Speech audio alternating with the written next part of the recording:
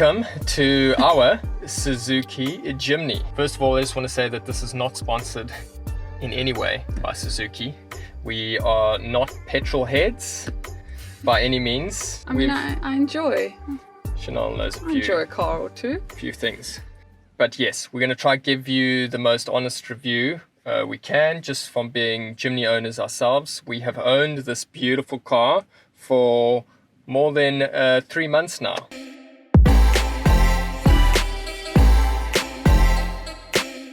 Can we tell them the name? Because we haven't quite Yes, we have introduced dubbed our car. the Jimny The Badger. Named after the honey badger, the most ferocious animal in the African savannah. We were quite attracted to this car just by the style of it. The previous model wasn't as eye-catching, so we didn't really take notice of it, but this latest model is absolutely beautiful, and we heard it was quite a capable car. Yeah, I mean, I think it's worth mentioning that we didn't know how long we were going to be car owners for. So our plan was to get something quite desirable and something quite new so that it would be easy to sell.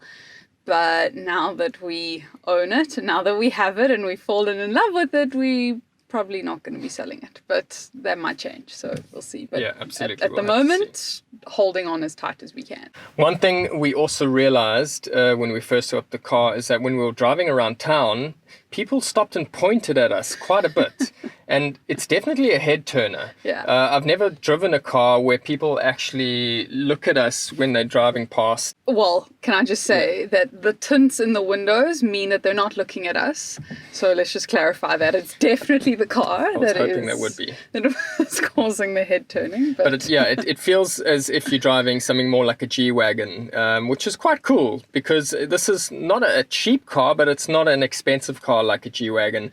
And if you like a little bit of attention, then this new style Jimny could be for you. It could also be that it's still quite rare, right? Yeah. It's fairly new. I mean, it's a 2018 model. Yeah. This is now 2020, so it's 2 years old, but there aren't that many. I mean, at least here in South Africa, we managed to get our hands on the last available one in South Africa. We had it shipped from across the country. Well, not shipped, but driven across the country. But there aren't that many of them around. They are quite hard to come by. So. Yeah, absolutely. At first, the gearbox was actually very sticky. We had some trouble getting into gear and out of gear, especially from fifth to fourth. That was a bit sticky, and the steering felt a bit loose. It was almost, it had a lot of give in it. But this changed after our first long adventure with the Badger. We drove up a few thousand kilometers up north in South Africa.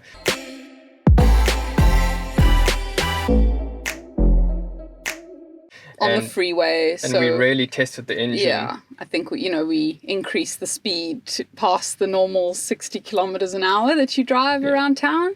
So I think that definitely helped. But we did hear, and I could be wrong, but I think because it's a brand new car, it almost takes 3,000 kilometers to warm up the engine and get it ready. Kind of break it in. So it could have been that as well. Yeah, we definitely felt that. So it's driving a lot better now.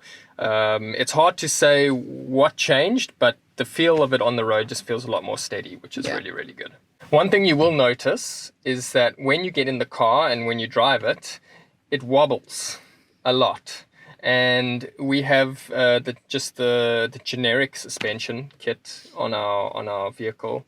But that's one thing that you realize that it's a very, I wouldn't say light car, but it tends to, because it's quite a boxy shape, especially in a bit of wind and some crosswind, it does seem to, whilst you're driving, wobble a bit. Yeah, it's not aerodynamic in the shape, and it is a light car, so you can definitely feel each and every, I mean, especially here in the Cape. We've been driving it around Cape Town, and those winds do get a little intense. Yeah, so if you're not used to that, it gets a bit terrifying sometimes, for lack of other words. But it's just something to get used to. I mean, this car really can go around corners at some speed. It's not going to topple over. No.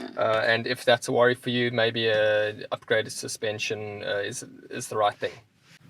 Can I add as well, it might also be the weight, right? Because, I mean, we're quite light. Together, we're about 125 kilos or whatever. And you know, if the car is packed and full, it's a lot heavier, and then it does... It's a lot more stable. It's a lot more stable, and you can't feel the wind as much. So, but I think that's to a threshold. Once you get too heavy, then obviously turning corners, it's a bit sketchy. On the other side, then it's... And we haven't really taken this car faster than 120, 130 kilometers. It makes a bit of a noise when you're driving on the highway, on the freeway, because of it not being so aerodynamic. And I mean, it's the engine's a 1.5, so you're revving into the 5,000 RPM at 120. At 120. So it's not a luxury sedan, and I mean, you would know that if you're interested in this. You know, we love it. We're not speedsters, so we're very happy at the 120. I'm happy at the 80 on most days, so it works for us. But you definitely hear that revving, and you can see the car is not meant for speeds. So there's that one con if you are a speedster.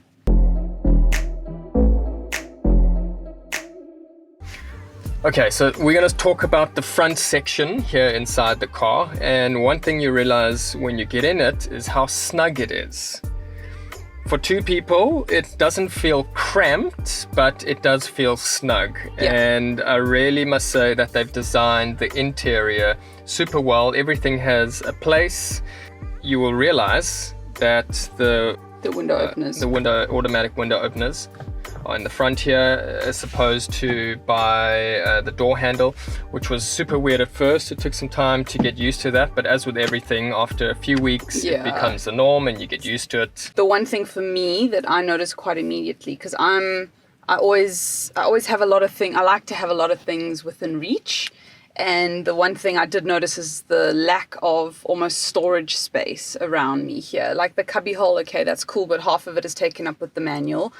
Then I've got skinny little pockets on the sides of the doors, which you can't fit much into. The front section, there isn't much. And then in the middle here, we've got a nice console, 2 cup holders, which do work.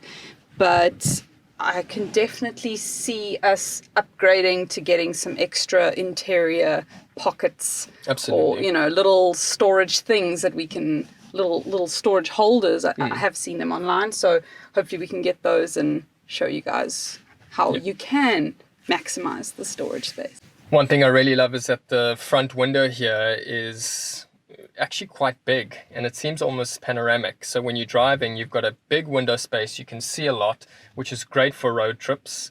And for the driving. And for the driving, keeps you safe. The windows on the side here also very, very big. The mirrors are very big. I said drive in, like when you go watch a movie, not driving, but driving too, yes. It's good for the driving. But it's good for the drive-in if you want to go watch a movie, nice and big. The windscreen was actually the first thing we noticed when we went for the test drive. So one thing that we have in this version of the car is the media player in the front, which we really, really love. It works super well with Apple CarPlay. Yeah. Is that right? So when you plug in your iPhone and you put on something like Maps, it automatically shows up on the media player, and then you can play music, which is your job most of the time. Yep, you can play music, everything through the touch screen. You can listen to podcasts. If WhatsApp messages come through, you can get Siri to read them to you, because of course you can't be reading whilst driving. So really love that functionality, and it was a extra that we were probably not going to get. We got it because it was the only car we could get, and we're super, super glad we did get it. So if you have the option, we would say 100% get that. One thing that we thought didn't really work too well were the sun visors. They seemed a bit too small for the window in the front. I've been driving a few times into the sun, and they just weren't big enough because of the big window. So I feel like they could have just been a little wider. But they do come with mirrors, which I'm a fan of. Give them a thumbs up for that. Now, if we're talking about the back section here, if you can see on screen, we have it folded down. The seats at the back are always folded down, I'd say 99% of the time. Yeah, and I'd say that's just because the boot is non-existent if you don't have them all the way down. We'll show you the boot with the back seats up. And as you can see, there's not much there. A few plastic bags, a few packets from shopping, and that's it.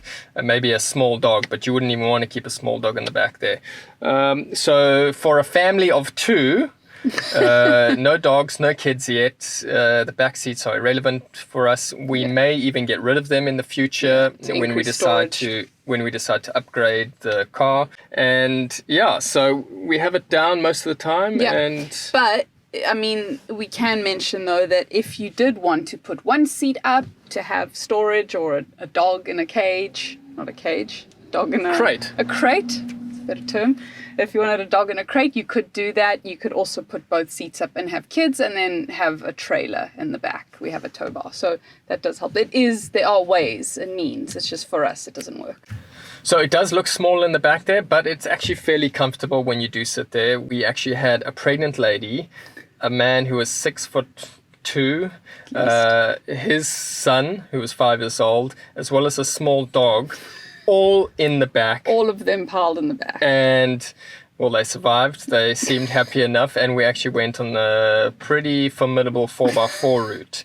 So that was nerve-wracking, but they said it was spacious enough, and if it's spacious enough for that crew, then it shouldn't be too bad. One thing that I also really, really like is at the back of the boot, there's a sneaky compartment, for lack of other words, that you can lift up and you can store whatever you need to store. So ours came standard with the run flat tubeless tires, or some people call them the Mari biscuit tires. We have been playing with the idea of getting larger tires with more grip for a better 4x4 experience, but obviously that has its downfalls because it's pricey and you're going to be spending a little bit more on petrol or gas. These are very economical and they do the job. They work for now. Yeah, they work for now. I don't. Maybe in the future. Yeah, we'll see. Depends how crazy we go with this whole 4x4 off-roading thing. Right now we're just getting introduced to it in the Badger, but we'll see. The car has automatic lights. So it's a sensor at the front of the car which you can activate if you put it on auto, and when it gets too dark, the lights will come on. We've had a few problems with this when we're going into darker locations, cloudy spaces, like a cloudy day or a road that's covered by trees. The lights will automatically come on and then turn on and off. So it's not as reliable as we thought, but it does help if you forget to turn your lights on. One thing I don't like about it is when they do turn on, and I tend to want to drive with my lights on just for safety reasons, but what I don't like about it is it turns the screen on the media player, on the especially media navigation. Player, it turns it dark, so night mode, right? That's when the lights would be on. So if I have my sunglasses and I'm driving, I can't actually see the navigation. Yeah, so during the day, if that happens, it's not great. It would be really good if you had a day dark mode and a day light mode that on you could the media player. Yeah, that you could switch between. Other than that, it's fairly useful. As you can see, we have the spare wheel cover, which came as an included extra for us. We think it looks great. I wouldn't say paying the amount of money for that is for everyone. We had no choice, and it came on, and it really makes the car look pretty awesome from the back. Yeah. And we also have the mud flaps added extra. I mean, these should be a standard in my eyes. Every Jimny should have standard mud flaps, but they don't. So that's something to look out for. So just in terms of usability of the car, the steering wheel is really, really nice. We've got leather, genuine leather here. It's got some functionality on the steering wheel where you can change the tracks of any song that you're playing, as well as the volume. You've got cruise control here, which we don't really use. In terms of the AC and the heating elements, pretty standard. I do Works. like that they have front and rear demystifying Yes. functionality. So if you do instantly need to Well, if you need to demystify your front windscreen, you push one button. You don't have to fiddle and change modes and whatnot. So that's pretty useful. Can I add one more thing before you get to final thoughts? One thing that annoys me, and I wish this would change, is you manually have to lock the doors when you take off, when you drive away. And I like, you forget sometimes, and in South Africa it's always good to have your doors locked. So it would be nice that, you know, once you've reached 10 kilometers an hour or whatever it is, they lock automatically. So Suzuki, if you're watching this, that would be great. I'm very, very happy with the way this car performs off-road. We have been in some situations where I got to a point and I was like, as an inexperienced 4x4 or off-roader, Sure. I was like, I can't go any further. Yeah. I was like, there's no way this car can go over that section of the road. And all of a sudden, who do we see coming from the other side of the road is another Jimny owner in the exact same car as we had, cruising over it, no problem. And I was like, well, if he can do it. At that point, you couldn't say no. So can I. We had to do it, yeah. And we did it, and it handled it like a champion. So it really, really is a capable car. Yeah, final thoughts on the car. In love with it. Can't recommend it enough. The little things that we've mentioned, like, we don't even think about them because of the overwhelming love we have for this car. So, yeah, I think the more you drive it, the more you do fall in love with it. Yeah. There's obviously things that, like Chanel said, we don't like, but you get over it, and there's so much charm. And what I like is that it's a community. We've already experienced a lot of people come up to us and say that they either own a Jimny or they know someone that owns a Jimny, and it really does feel like you're buying into a little club, which is really nice. Like, I've never had that from previous cars. every time we drive past one, the other people will be flashing you, waving, and of course we've now become those people as well. So we do the waving and the flashing when we see other Jimnys. So it's a nice community, and we're really definitely going to organize some meetups with well, for now, the South African members of the Jimny crew. Yeah, I can say if you're on the fence, take it for a test drive and see what you think. But from our honest review, we love it. Now just to soup it up a bit. We might be doing that over the next few weeks. We are considering putting a rooftop tent in, getting the back seats out and making it more of a camping road trip equipped vehicle. Yes. So let's see how that goes. Follow along in the next few videos.